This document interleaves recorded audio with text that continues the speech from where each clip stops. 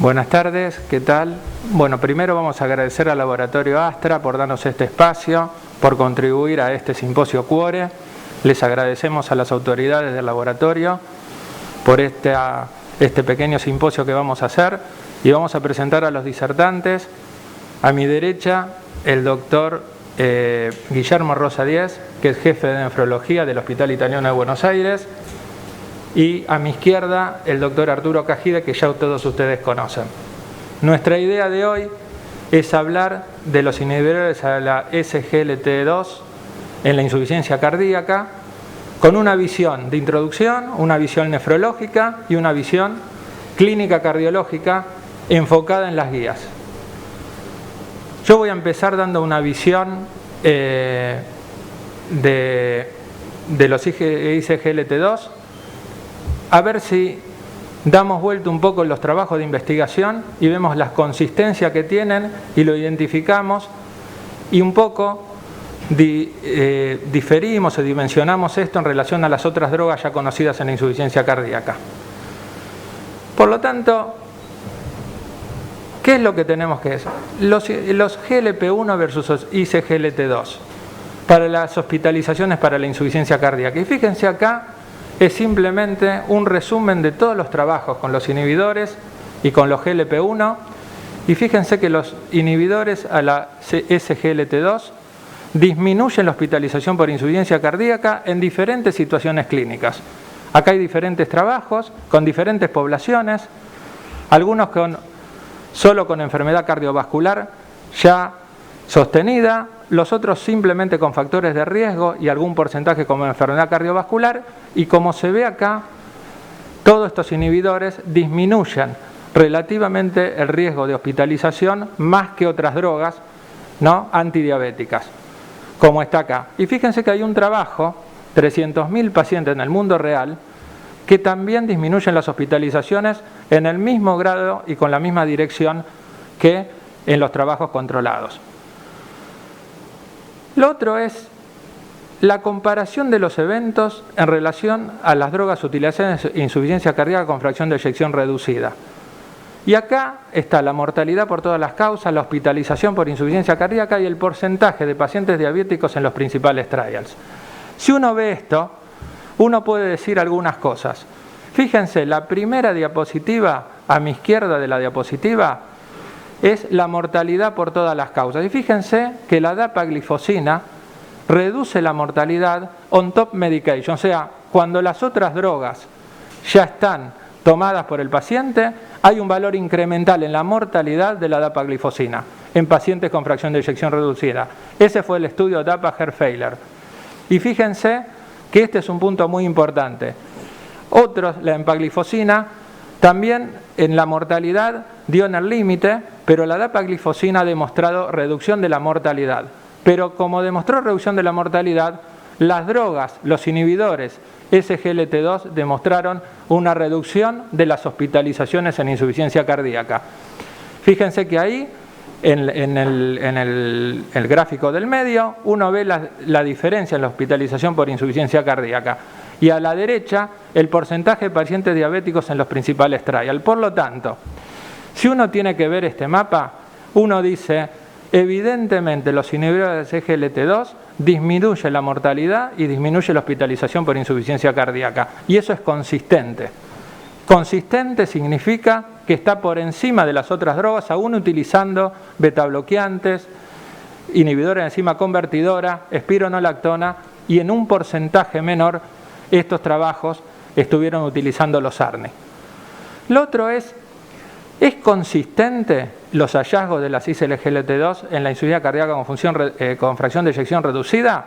Y fíjense que tan consistente es que en el estudio DAPA-HEART-FAILURE disminuyeron un 30% de las hospitalizaciones, la mortalidad cardiovascular y de todas las causas casi un 17 y un 18%. Entonces, la consistencia la da esto. Hay disminución de las hospitalizaciones y disminución de la morbimortalidad. Lo otro, esta consistencia, ¿no?, se da específicamente con las dos drogas de clase. Antes vemos el estudio de la dapaglifosina y acá está el estudio de la empaglifosina, que más o menos tiene la misma relación y dirección de efecto. Lo otro es, son consistentes los hallazgos, y fíjense que una cosa muy importante es que cuando empieza el beneficio, empieza muy tempranamente el beneficio, las curvas se empiezan a separar muy tempranamente. Antes del mes, las curvas se empiezan a separar para el punto final combinado de muerte y hospitalización. Y fíjense que esto es consistente con la clase de drogas de los inhibidores. La otra pregunta es, los subgrupos. ¿Es consistente en todos los subgrupos que se dé esto? Y fíjense que en el DAPA Heart Failure todos los grupos son consistentes, no hubo interacción, y es muy importante ver acá pacientes diabéticos, sean o no diabéticos, fue consistente, y los pacientes con deterioro o con una función renal normal, evidentemente también hubo beneficio en este subgrupo de pacientes. Lo que es muy importante, en el estudio DAPA Heart Failure, un análisis estratificado por la edad, también no hubo interacción con la edad, o sea, pacientes jóvenes y ancianos tuvieron el mismo efecto con la droga y no hubo diferencias entre los subgrupos. Esto hace que la dapaglifosina tenga un efecto consistente en los eventos, en los subgrupos y muy importante en pacientes jóvenes o añosos. Y yo creo que esto le da una preponderancia terrible a estas drogas por sobre otras que conocíamos en la insuficiencia cardíaca. La otra pregunta, ¿los hallazgos son consistentes? ¿El placebo fue adecuado y la población representativa para insuficiencia cardíaca moderada? ¿El hallazgo del placebo fue adecuado y la población con insuficiencia cardíaca fue la adecuada?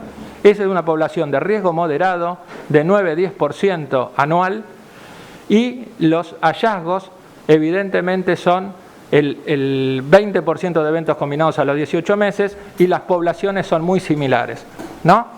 Así que evidentemente el placebo fue adecuado y la población fue representativa para insuficiencia cardíaca moderada en las dos clases de drogas. Lo otro es la consistencia. ¿Es significación estadística versus clínica? Bueno, evidentemente, fíjense que acá el NNT de la dapaglifosina, del DAPA Heart Failure, es prácticamente que se evitan 1.16 muertes cada 100 pacientes tratados on top medication esto, y un NNT de 40 y pico %, asociado a esto con una diferencia absoluta de riesgo de más de 2%. Y esto se da en los dos trabajos, por lo tanto es consistente esto con respecto a esto. Y si uno hace un análisis del número de muertes evitadas por las intervenciones, fíjense que por encima de esta medicación hay 1.2 muertes evitadas para cada 100 pacientes año con la dapaglifosina en relación al placebo. Acá está representado no solo la dapaglifosina, sino todos los trabajos abajo del ARNI y los trabajos clásicos, más o menos en esta representación. Pero todavía lo que da acá y la consistencia que da es que se evitan muertes por encima de la medicación clásica de la insuficiencia cardíaca. Y esto nuevamente le da consistencia conjuntamente con las otras variables que explicamos anteriormente. Lo otro es el beneficio clínico. ¿Está mediado porque son drogas antidiabéticas? Bueno, esto ya se había hablado, lo único que voy a decir, la hemoglobina glicosilada se redujo muy poco, ¿no? Similar a otros estudios con la clase de drogas, por lo tanto, uno no explicaría este mecanismo. Evidentemente hay algún otro factor que explica esto.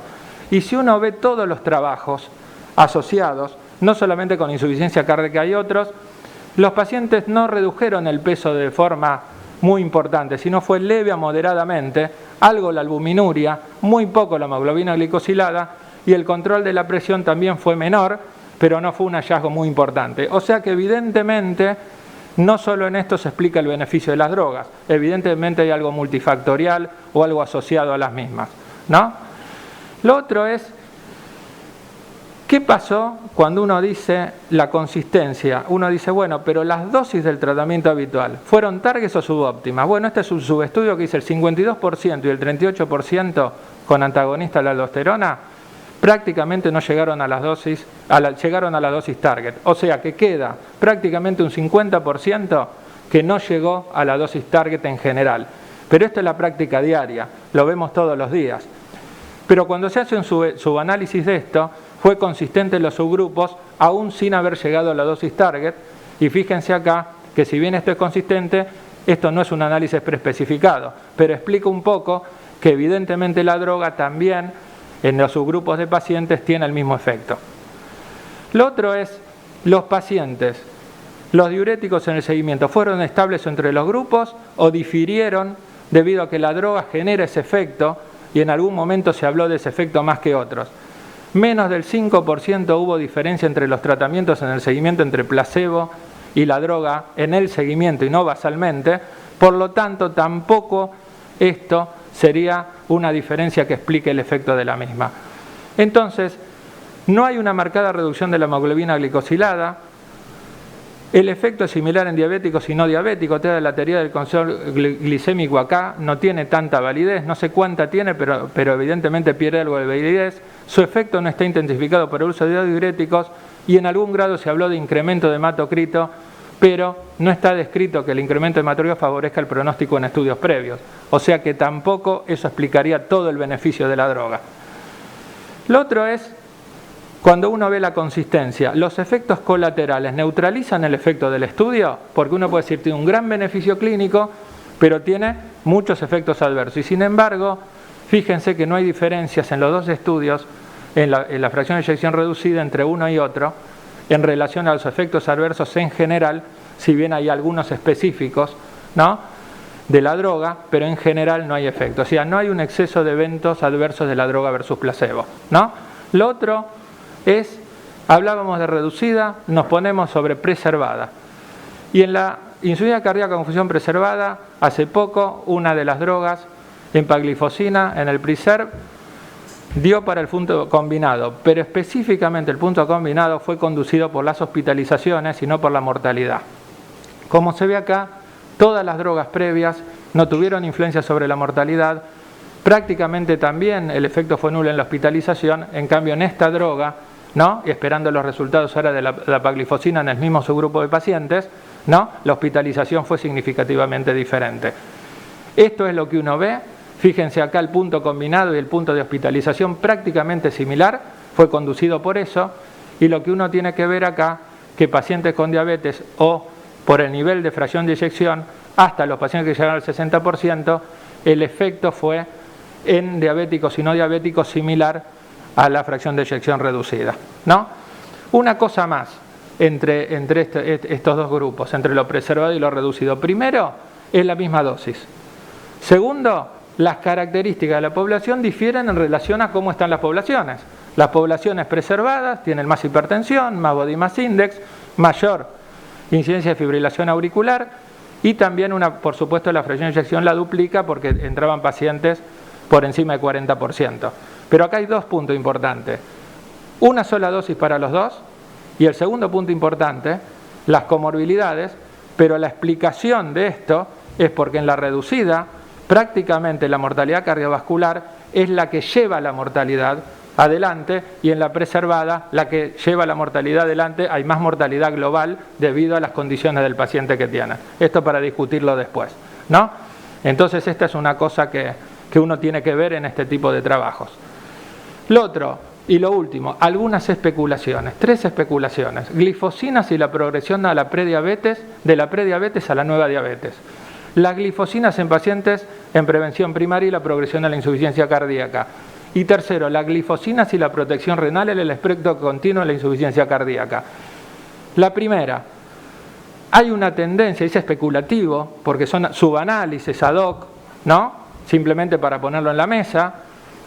En el estudio con dapaglifosina se vio que había una reducción de riesgo relativo, la presencia de nueva diabetes en los pacientes con prediabetes, que se los tomaban entre 5 a 6.5 de hemoglobina glicosilada, había una tendencia a la disminución a la aparición de nueva diabetes.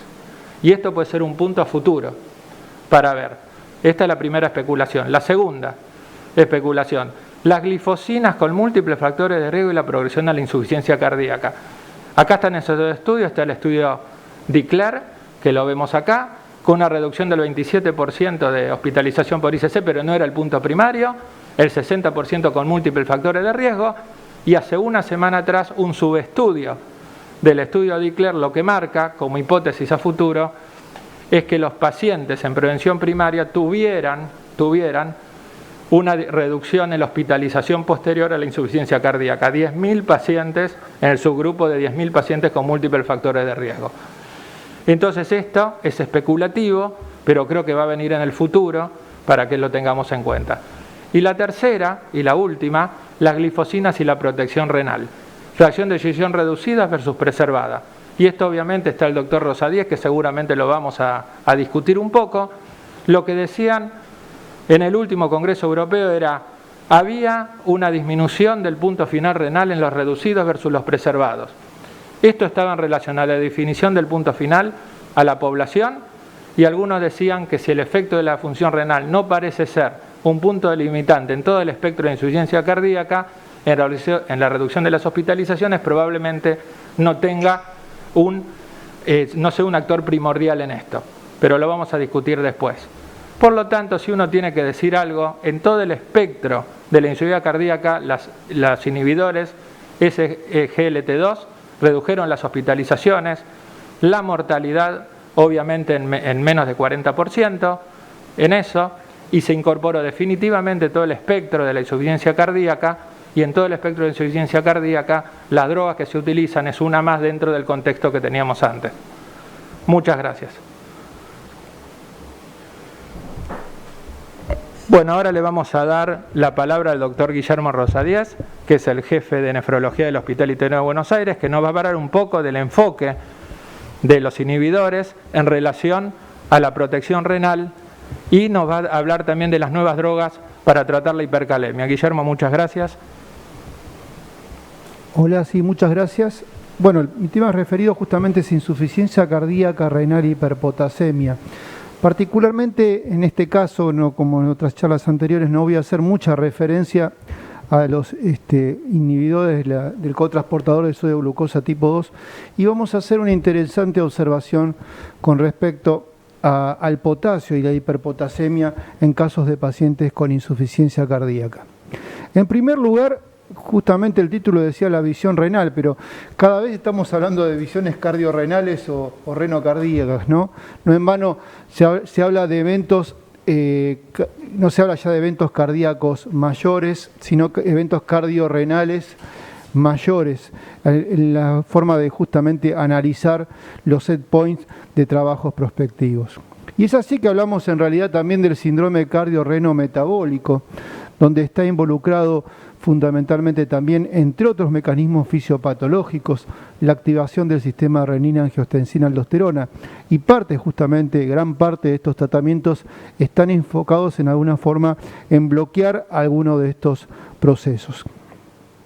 Y para dar justamente comienzo a la charla en sí, podemos encontrar una serie de estudios observacionales en los cuales encontramos asociación entre los niveles de potasio sérico de todas las causas de mortalidad en pacientes con insuficiencia y sin insuficiencia cardíaca, destacando también otro grupo de riesgo, el llamado grupo de riesgo que está involucrado en el triple riesgo, insuficiencia cardíaca, enfermedad renal crónica y diabetes también involucrados. En este estudio, que fue una base de 7 millones de pacientes, en los cuales finalmente se incluyeron casi 1 millón de pacientes, los pacientes fueron analizados por estas patologías. En el gráfico de la izquierda podemos ver los pacientes con insuficiencia cardíaca, que involucraron 50.200 pacientes, y en los cuales claramente podemos ver una curva en U, en el cual tanto la hiperpotasemia como la hipopotasemia están asociadas justamente a mortalidad, a diferencia como podemos ver en el grupo control más abajo. Para el caso también de 97.384 pacientes con enfermedad renal crónica, también vemos este fenómeno asociado. Finalmente, los pacientes diabéticos, y por último, la combinación de estos que da justamente este fenómeno con curva en U de hipopotasemia e hiperpotasemia.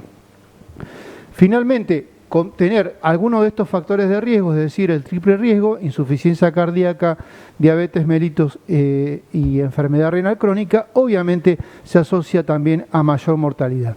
Dando esto un grado de, digamos, de seguridad de un potasio que estaría entre 4 y 5 como un factor de riesgo, considerando que el 27,6% de la población tenía hipopotasemia y 5,7 un valor mayor de 5 milequivalentes litros. Cabe destacar las tasas de mortalidad, que con insuficiencia cardíaca llegaban al 22%, 16,6% en enfermedad renal crónica y 6,6%, frente a controles con una mortalidad 1,2%. Y si combinábamos esta cohorte que mencionábamos, un 29,7%. Destacando la mayor mortalidad en mayores de 65 años y como factores de riesgo fundamentales, algo que hace a la práctica farmacológica habitual de estos pacientes, los diuréticos asociados a hipopotasemia y los inhibidores del sistema renina-angiotensina-aldosterona asociados a hiperpotasemia. En otro trabajo, en el cual se utilizaron también el análisis adecuado para sacar factores confundidores, también la asociación entre niveles de potasio sérico y mortalidad en pacientes con insuficiencia cardíaca congestiva, también encontramos esta curva en U. Correspondía a un registro nacional danés que involucró a 19.549 pacientes. Y es así que entonces, a lo largo de estos años, encontramos una serie de estudios observacionales, como los que están mencionados acá en la literatura, y los que muestran claramente entonces esta asociación entre hipopotasemia y hiperpotasemia. Podemos quedarnos simplemente en decir que en el caso de la hipopotasemia puede ser atribuido al uso de diuréticos. En realidad la hipopotasemia también puede denotar un paciente severamente enfermo, desnutrido, o en el caso de la hiperpotasemia atribuirlo simplemente el factor de riesgo independiente más importante de mortalidad cardiovascular, que es la insuficiencia renal, por otro lado. Pero también tenemos que destacar otros fenómenos que pueden darse como consecuencia de esta hiperpotasemia. Podríamos decir entonces que dentro de factores de riesgo para el desarrollo de hipercalemia, destacaríamos entonces, obviamente, el órgano de control del potasio, fundamentalmente el riñón, o sea, la función renal. También está descrita diabetes mellitus, la edad de la enfermedad cardíaca severa, la hipertensión y también la medicación. Y con respecto a la medicación, cabe destacar que muchos fármacos de los que utilizamos habitualmente están asociados justamente a hiperpotasemia, aunque ellos justamente pueden ser vitales. No en vano ya hicimos mención a los inhibidores de la enzima convertidora, también a la espironolactona o los nuevos fármacos que también antialdosterónicos, así como otros fármacos que también están mencionados ahí, que forman parte de la práctica habitual y que deben ser tenidos en cuenta al momento de tener un paciente con hiperpotasemia. Recordando que siempre, el órgano fundamental para regular la hiperpotasemia es el riñón y que uno siempre estaría buscando la insuficiencia renal.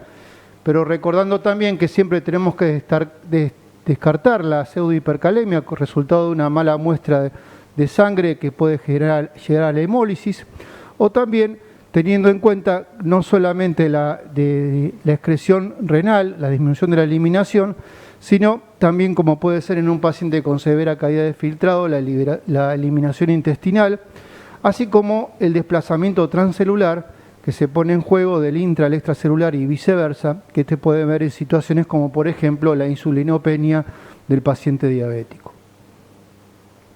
Esto simplemente quiere representar que el balance entonces de potasio y que el paciente tenga hiperpotasemia va a ser el resultado de un balance externo y un balance interno, pero a su vez de la función fundamental que cumple el riñón. Pero cabe destacar que en consecuencia de insuficiencia renal, el colon toma un protagonismo fundamental y no en vano se dice que el colon termina siendo el túbulo distal del paciente con insuficiencia renal. Bien, con respecto entonces a las consecuencias de la hiperpotasemia, podemos evaluar justamente, como muestra en este trabajo, la brecha de tratamiento entre las guías clínicas y la utilización de los inhibidores del sistema renina-angiotensina-aldosterona. En este caso, que se hizo un análisis retrospectivo del registro de pacientes con diferentes comorbilidades, con un N mayor de 200.000, con al menos 2 determinaciones de potasio sérico y bajo tratamiento con IECA o ARA2 durante 2007-2012. Fíjense, a la izquierda entonces están clasificados los pacientes según el grado de enfermedad renal crónica, también la presencia de diabetes mellitus, así como también la presencia de insuficiencia cardíaca. Más allá de la causa, que podía estar aislada o combinada, había un denominador común, que el 15% de los pacientes le discontinuaron la medicación, versus un 20% promedio que dejaron la máxima dosis y otros que quedaron con dosis submáxima. Lógicamente acá, esto era resultado, como dijimos, de la hiperpotasemia. En el grado del gráfico de la izquierda vemos los pacientes con dosis máxima de bloqueo del sistema renina-angiotensina-aldosterona, con leve hipercalemia y otros con moderada severa hipercalemia. Y nuevamente vemos justamente el porcentaje de los pacientes que mantenían la dosis máxima versus el porcentaje de los pacientes que la suspendían o la disminuían. Finalmente, en el caso de los pacientes con dosis submáxima, ahí encontramos justamente un 24% y un 27% de suspensión. Lo interesante es ver posteriormente, entonces, qué ocurría con la mortalidad de estos pacientes, encontrando una mayor mortalidad en los pacientes que habían justamente suspendido los inhibidores de la enzima convertidora o ARA2. Es decir, a pocos pacientes se le prescribieron dosis máximas y la dosis disminuyó después de la hiperpotasemia. Los pacientes que recibieron dosis submáxima o que suspendieron tuvieron los peores resultados y la mortalidad fue similar entre los que suspendieron y los que bajaron la dosis. Otro análisis, que es la dosis del fármaco a los 12 meses de seguimiento en comparación con el basal, que corresponde al registro HF de 2.588 pacientes ambulatorios en Estados Unidos, que evaluaron justamente la insuficiencia cardíaca crónica que recibieron más o una o más medicaciones orales. Al inicio del estudio, 25, 20, 11 y 2% de los pacientes estaban recibiendo dosis objetivos de bloqueantes de los mineralocorticoides, betabloqueantes, terapia con IECA, ARA2, respectivamente. 80% de los pacientes no tenían la dosis objetiva de inhibidores del sistema renina-angiotensina-aldosterona o bien las habían reducido o discontinuado. Por otro lado, también, en términos de esta brecha que existe entre los determinantes y el resultado clínico de la titulación ascendente de justamente los inhibidores de enzima convertidora y beta bloqueantes en pacientes con insuficiencia cardíaca, un estudio europeo prospectivo mostraba entonces la mortalidad ajustada según el porcentaje de dosis objetiva alcanzada, logrando justamente la menor mortalidad en aquellos que lograban más del, o sea, el 100%, digamos, de la dosis máxima correspondiente. Del lado izquierdo se puede ver cómo estaba distribuido en Europa sobre ese registro de pacientes el grado de alcanzado de dosis máxima según el país europeo. Y siguiendo con esta idea, este estudio muestra el cumplimiento de las pautas de los médicos con la mortalidad por insuficiencia cardíaca a lo largo de pacientes ambulatorios con insuficiencia cardíaca con fracción de eyección reducida, el denominado Registro Internacional Qualify, el cual mostraba, por un lado, como podemos ver, el grado de adherencia que tenían los médicos y en base a ese grado de adherencia, cómo esto se traducía justamente en mortalidad asociada a insuficiencia cardíaca. Este estudio observacional que fue internacional e incluyó a 6.118 pacientes con un seguimiento de 18 meses, mostrando claramente la asociación entre la adherencia, el cumplimiento de las pautas de los médicos, la adherencia de los médicos a las indicaciones, a las guías y la mortalidad de los pacientes. Es decir, estamos en un dilema terapéutico y esto puedo hacer la analogía entre la insuficiencia cardíaca y para nosotros la enfermedad renal crónica, que es lo que nos ocurre habitualmente. Queremos bloquear el sistema renina-angiotensina-aldosterona, pero la complicación que habitualmente tenemos más frecuentemente es la hiperpotasemia. Por un lado tenemos las guías que recomiendan optimizar el bloqueo del sistema renina-angiotensina-aldosterona, ya que sabemos que esto reduce la morbimortalidad y por parte de nuestra, como nefrólogos, disminuir la progresión de la enfermedad renal crónica, pero la hiperpotasemia obviamente evita alcanzar los objetivos y lleva a reducir las dosis y podría entonces esta reducción de dosis traducirse en empeoramiento de los outcomes cardiovasculares y renales. Bueno, aparecen nuevas drogas, la finerenona es un antagonista selectivo de la aldosterona que afortunadamente logra una concentración semejante a nivel cardíaco, que es donde justamente se quiere actuar para prevención y o tratamiento de la enfermedad. Pero por otro lado, a nivel renal, tiene una menor concentración que la espironolactona, la eplerenona, y eso se tendría que traducir entonces en un menor riesgo de hiperpotasemia. El menor riesgo de hiperpotasemia está, pero un estudio como el que mostramos acá a la derecha, el estudio Fidelio, que justamente demostró que la aplicación de finerenona reducía la progresión de enfermedad renal crónica en pacientes con diabetes tipo 2, la hiperpotasemia igual siguió siendo una complicación y versus placebo, los pacientes tuvieron entonces este inconveniente.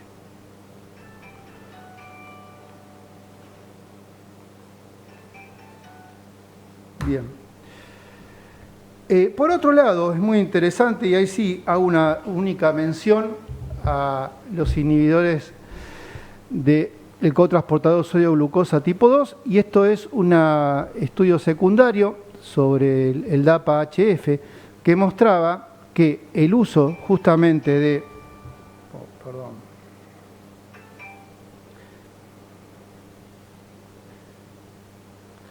mostraba que el uso de inhibidores del cotransportador de sodio-glucosa tipo 2 se asociaba a una menor prevalencia de hiperpotasemia en los pacientes en los cuales se lo utilizaba, posiblemente atribuible a una mayor diuresis. También recordemos que por el mecanismo de acción esto genera mayor natriuresis, y todos sabemos que para que haya excreción de potasio a nivel de túbulos distales se necesita justamente a nivel luminal una buena concentración de sodio, así que podría ser justamente un mecanismo atribuible. Bien, sabemos entonces que la hiperpotasemia podemos definirla con un valor mayor de 5 milequivalentes litro, clasificada en una hiperpotasemia leve, moderada o severa, y hay diversas guías, como muestran ahí del lado derecho, en las cuales determinan cuándo no suspender los inhibidores, cuándo no disminuir la dosis de inhibidores y cuándo no, y esto es importante, utilizar otras medidas que permitan controlar justamente el potasio, con el único objetivo que dijimos siempre, poder lograr la dosis máxima tolerada para poder llegar a los objetivos. Entre otras guías tenemos en el caso de nivel renal las guías KDIGO, que son aplicables para enfermedad renal crónica, pero que también son aplicables para los pacientes con insuficiencia cardíaca, y lógicamente si vamos a utilizar IECA o ERA2 tenemos que controlar el potasio y la creatinina de nuestros pacientes, sobre todo dentro de las 2 o 4 semanas de iniciado el tratamiento, y el mayor riesgo lógicamente es que tengamos una situación de hiperpotasemia o aumento de la creatinina. Recordemos que en el contexto de enfermedad renal crónica es probable que justamente aumente la creatinina porque es lo que estamos buscando. Estamos reduciendo el filtrado de la nefrona individual, y eso lógicamente va a llevar a aumento de la creatinina, que no tendría que ser más del 30%. A no ser que, si de existir, tengo que pensar otras causas como depleción del volumen, por ahí el paciente estaban utilizando una excesiva dosis de diuréticos, o considerar, entre otras cosas, la estenosis de la arteria renal. Pero en el caso de hiperpotasemia, hay que revisar interacciones medicamentosas. Ya mencioné las drogas que estaban involucradas en esto. También reducir la ingesta de potasio, vamos a hablar de esto al respecto, y también considerar, en este caso, si queremos reducirla, el uso de diuréticos, el uso de bicarbonato y resinas de intercambio. Teniendo en cuenta que, dice las guías, último recurso, reducir o suspender la dosis del inhibidor de la enzima convertidora. Estas, digamos, lógicamente la hiperpotasemia podemos clasificar una situación aguda en la cual hay cambios electrocardiográficos, y recordar justamente el uso de los estabilizantes de membrana. Para eso utilizamos el gluconato de calcio, y después maniobras rápidas de distribución como la insulina y la nebulización con beta 2, y finalmente llegando al uso de diuréticos, bicarbonato o hemodiálisis de ser necesario. Pero a nosotros nos interesa la crónica, el paciente que vemos en consultorio, por lo menos en esta charla, y es el paciente que está justamente con inhibidores del sistema renina-angiotensina-aldosterona. Recordad entonces el efecto diurético, el uso de los diuréticos, y también hay que considerar, como dice ahí, utilizar los quelantes de potasio. Pero antes de hablar de los quelantes de potasio, algo de la práctica habitual de nuestros pacientes y que es un uso popular, las sales sin sodio son sales de potasio. O sea que todo paciente con potasio, sobre todo para los médicos más jóvenes, recordar siempre preguntar, porque no se lo indicamos nosotros y seguramente se lo indicó un familiar, y es una causa habitual de hiperpotasemia en un paciente con inhibidores de la enzima convertidora.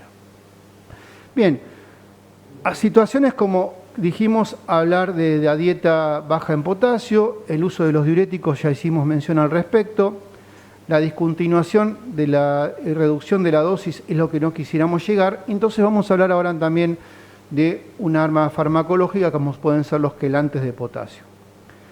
El quelante de potasio tiene como objetivo esto, el colon. Ya dijimos que el colon se transformaba en el túbulo colector del riñón en pacientes con deterioro del filtrado glomerular y sin deterioro también favorece a la excreción de potasio. Entonces lo que tenemos que buscar es justamente quelantes de potasio a nivel del túbulo, del tubo digestivo, de esta forma la excreción por materia fecal y de esta forma que no haya absorción de potasio. Uno muy utilizado que está en nuestro medio es el poliestireno sulfonato cálcico o resin calcio. En Estados Unidos el que más se utiliza es el resin sodio. La verdad que si uno tuviese que elegir se sigue quedando con el resin calcio porque el resin sodio lo que hace es intercambiar sodio por potasio y esto generaría sobrecarga de sodio en el paciente. En este caso cambia por calcio y en el paciente si tiene caída de filtrado puede haber la posibilidad de que desarrollen hipercalcemia. Esta droga es bastante antigua, de uso común, desde regular adherencia, y la dosis que se recomienda en la literatura va a una vía oral que es de 15 gramos de 1 a 4 veces por día, cuando generalmente por una práctica habitual la dosis que utilizamos nosotros es mucho más baja, y eso tiene que ver con la tolerancia de los pacientes. Por otro lado, es una droga que se ha, digamos, impuesto a lo largo de los años, pero hay pocos ensayos que hayan evaluado realmente su eficacia y seguridad, tanto para una como otra. Y revisiones sistemáticas recientes encuentran solamente 21 estudios observacionales, 5 ensayos cuasi experimentales, en las cuales muestra falta de evidencia de alta calidad para el uso en el caso de hiperpotasemia, pero igual la seguimos utilizando porque es lo que tenemos, ¿no?, al respecto. Aparecieron nuevos quelantes de potasio. Uno es el patirómero, cuyo mecanismo de acción es un intercambiador catiónico no específico que intercambia también por calcio. Su inicio de acción es de 4 a 7 horas luego de la primera dosis. Como interacciones, no se mencionan muchas interacciones importantes, actúa a nivel del colon distal y puede desarrollar, sí, trastornos gastrointestinales e hipomagnesemia con su uso. El otro de ellos, el último en aparecer, el ciclosilicato de sodio y circonio, que es un quelante de potasio de estructura cristalina, intercambia protón y sodio por potasio, es altamente selectivo, insoluble, no se absorbe sistemáticamente y inicia de acción a la hora. Las características, como pueden ver a la izquierda, es que tiene justamente unos orificios en los cuales hay un diámetro relativo de los cationes mayores, en los cuales está justamente dado para la quelación de potasio, aunque también por el tamaño también quela amonio. Esto del amonio es interesante porque en el caso de los pacientes con enfermedad renal crónica también favorece la corrección del estado ácido-base. La otra diferencia es que actúa a nivel de todo el gasto intestinal, tanto en intestino delgado como intestino grueso. Y con respecto a los ensayos clínicos, cabe destacar el estudio más importante, que es el Harmonize, en las cuales evaluaron versus placebo una dosis de 5 gramos día, 10 gramos día y 15 gramos día, y finalmente con un periodo de mantenimiento de 10 gramos día, logrando entonces el objetivo, que el 88% de los pacientes tuvieran un potasio de menos de 5.1 a los 12 meses. Eventos adversos básicamente se describen edemas en escasos pacientes y algunos trastornos gastrointestinales. Y lo importante de esto es que este estudio ya mostró que permitiera que los pacientes mantuvieran la dosis de inhibidores del sistema renina-angiotensina-aldosterona y 11% iniciaron un tratamiento nuevo. Un análisis secundario del Harmonize en pacientes con insuficiencia cardíaca mostró que se logró entonces la normocalemia, tanto con la dosis de 5 como de 10 o como de 15 gramos. Finalmente acá menciono los 3 quelantes que se describen. En la Argentina solamente tenemos por ahora el poliestirensulfonato sódico, el patirómero, posiblemente en breve el ciclosilicato de zirconio sódico. No hay estudios comparativos igualmente entre estos quelantes. Y el objetivo sería ver entonces, si modificando entonces y asegurando un control de potasio en estos pacientes, pudiéramos llegar a la dosis deseada de inhibidores del sistema renina-angiotensina-aldosterona y de esa forma mejorar la sobrevida de nuestros pacientes. En resumen, la hiperpotasemia es una complicación frecuente y que puede ser muy grave en pacientes con insuficiencia cardíaca, y en caso de insuficiencia cardíaca y fracción de eyección reducida, el tratamiento según la GPC mejora el pronóstico. La hiperpotasemia sabemos que influye en la optimización de los inhibidores del sistema renina-angiotensina-aldosterona tanto para inicio y titulación, debiéndose considerar factores de riesgo de hiperpotasemia y monitorizar los niveles de potasio antes y después del inicio, entre ellos, lógicamente, recordar el control del potasio y la función renal a las 2 semanas de inicio de estos. Los nuevos fármacos, quelantes del potasio, que ya han demostrado eficacia y seguridad para tratar la hiperpotasemia, podrían ser de ayuda para optimizar el tratamiento de estos pacientes con insuficiencia cardíaca, en los cuales estudios prospectivos permitirán confirmar si los quelantes y esta optimización de la titulación se acompaña de un mejor pronóstico de los pacientes. Muchas gracias. Muchas gracias, Guillermo, por esta revisión. Y ahora le vamos a dar lugar al doctor Arturo Cajide, que nos va a hablar un poco de las glifosinas, los inhibidores y qué pasa con las guías clínicas. Arturo. Bueno, muchas gracias, Rodolfo.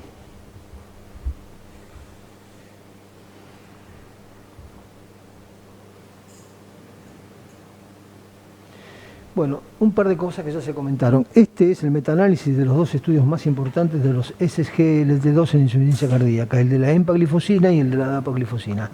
El resumen, no hay ninguna duda, como señalaba el doctor Pizarro, de cómo reducen la internación por insuficiencia cardíaca y además, en el caso de la combinación de estos 2 estudios, hay una disminución de la mortalidad resultante del efecto de arrastre que produjo el estudio de la dapaglifosina, que arrastró y alcanzó para tener beneficio cuando se combinan los 2 estudios. De manera que no hay dudas con respecto a la contundencia de esto. Este análisis me parece que es interesante, son 4 grupos de edad, fíjense, menos de 55 años y pacientes más de 75 años. A medida que la edad progresa, el beneficio absoluto de la dapaglifosina en este caso es mayor.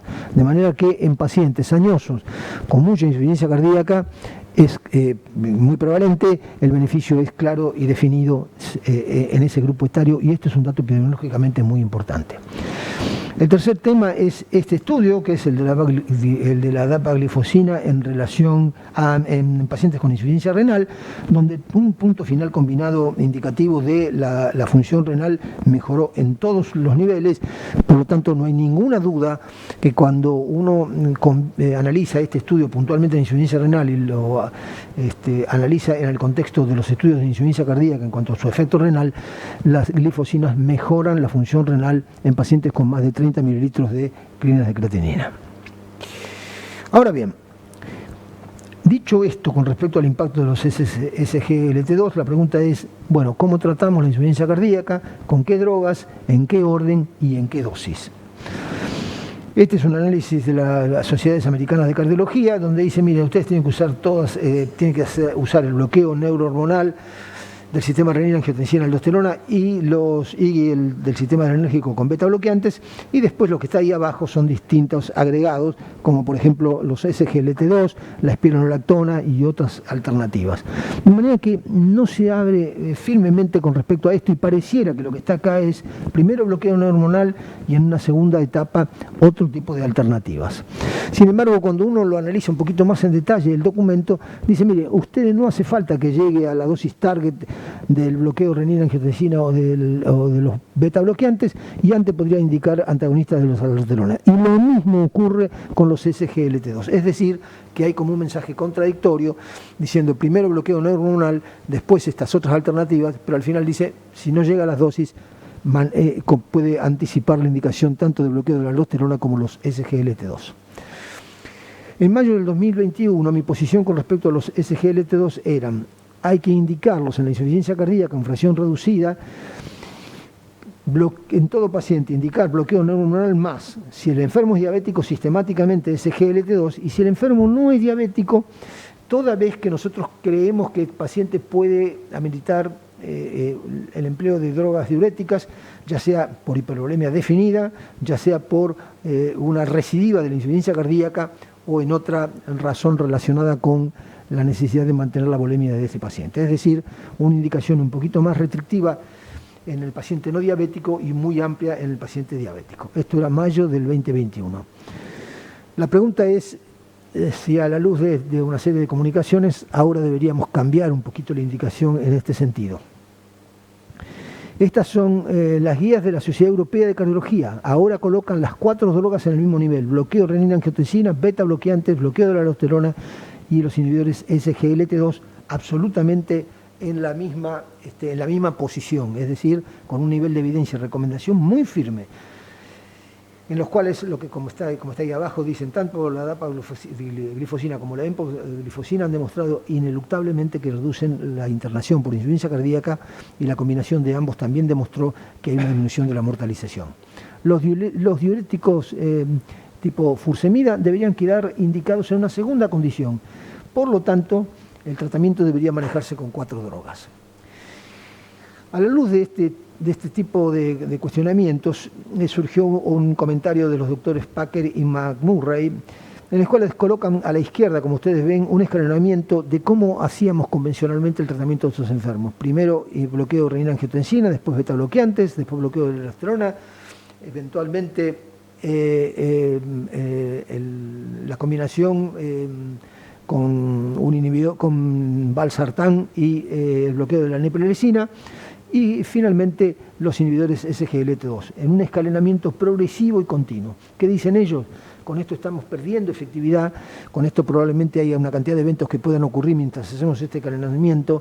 Por lo tanto, nosotros ahora proponemos lo siguiente: iniciar con beta bloqueantes y SGLT2, luego bloqueo del sistema renina-angiotensina y finalmente en un tercer step con bloqueo de la aldosterona. Ahora bien, yo quisiera hacer 2 consideraciones. Primero, con respecto a la combinación valsartán y sacubitril. Fíjense que, si bien lo recomiendan firmemente, en parte del documento dicen, bueno, ustedes podrían indicarlo en el enfermo que ya está tomando otro bloqueo del sistema renina-angiotensina, si el paciente persiste con ese tipo de tratamiento. Es decir, que lo colocan ya en una segunda opción. Y si lo tienen que iniciar de nuevo, bueno, lo podrían hacer, pero fíjense que la indicación es clase 2B. Dicho de otra forma, la combinación sacubitril-valsartán, por un lado la recomiendan y por el otro lado la señalan con un menor nivel de evidencia. Analizadas así las cosas, yo desde una perspectiva personal, yo diría que deberíamos comenzar el tratamiento con beta bloqueantes, bloqueo de renina-angiotensina con cualquiera de estas drogas que están ahí, bloqueo de los receptores AT2, inhibidor de la enzima de conversión o la combinación sacubitril-valsartán, cualquiera de las 3, y con SGLT2 en el primer escalón del tratamiento. Y marchar así. Y a la luz de lo que acabo de escuchar del doctor Rosadíez, que no sabía su posición tan clara y firme con respecto a la posibilidad de que haya hipervolemia en pacientes con insuficiencia cardíaca, solo dejar las indicaciones del bloqueo de la aldosterona en caso de persistencia de síntomas y una evolución que no sea favorable. Comenzar con aquellas 3 drogas y darse la opción de solamente mantener este esquema y usar la espironolactona, el bloqueo de la aldosterona con espironolactona en un segundo escalón cuando persistan los síntomas. Ahora bien, podemos correr el límite en el cual estamos analizando el problema de la insuficiencia cardíaca. Este es un estudio epidemiológico muy parecido a la curva que mostró el doctor Pizarro en cuanto a distribución de frecuencias de fracción de eyección. Habitualmente nosotros tenemos un enfoque, diría, artificial, dividiendo la insuficiencia cardíaca en menos de 40 y más de 40. Fíjense ustedes que si uno analiza todos los enfermos que ingresan a un servicio con insuficiencia cardíaca clínica y analiza qué distribución de frecuencias tiene la fracción de eyección, se van a encontrar con esto. Prácticamente la curva es unimodal. Fracción de eyección en la abscisa menos de 40%, reducida, más del 50% preservada, y en el medio algo que apareció últimamente como una cosa nueva, fracción de eyección en el rango reducido. ¿Qué sabemos hasta ahora de esto?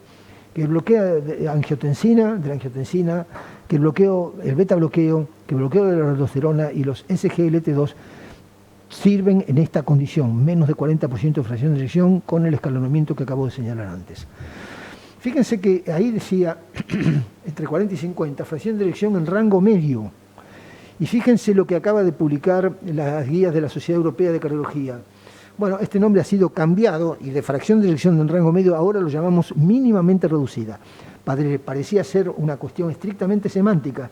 Sin embargo, veremos que esto tiene algunas implicancias terapéuticas, y así es que lo tiene, porque cuando decimos qué tipo de tratamiento le tenemos que dar a este grupo de pacientes, la Sociedad Europea dice, la recomendación sería diuréticos, bloqueo del sistema renina-angiotensina, beta bloqueantes, bloqueo de la aldosterona y eventualmente sacubitril/valsartán. O dicho de otra forma, que el cambio de nombre entre 40 y 50% de la fracción de eyección tiene además una implicancia. Poco nivel de evidencia, pero ya están sugiriendo tratar a este grupo de pacientes con este rango de fracción de eyección, es decir, ya avanzamos con el bloqueo neurohormonal a este límite. Este año se acaba de comunicar el estudio de Emperor Preserve, empaglifosina en pacientes con insuficiencia cardíaca preservada más del 40%. El resultado global es el que se ve arriba.